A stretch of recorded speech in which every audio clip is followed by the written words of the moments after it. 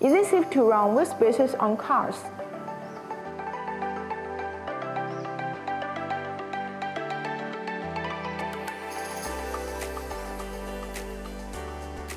People think that wheel spacers affect driving range because of the added weight.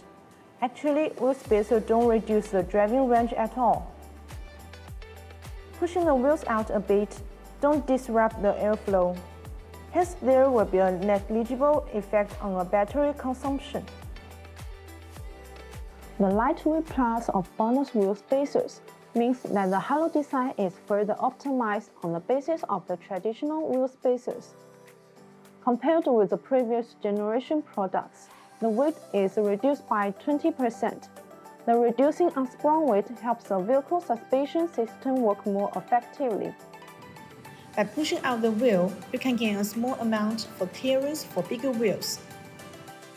Having your wheel brought out ideal distance allows for mounting performance parts without wheel scratching.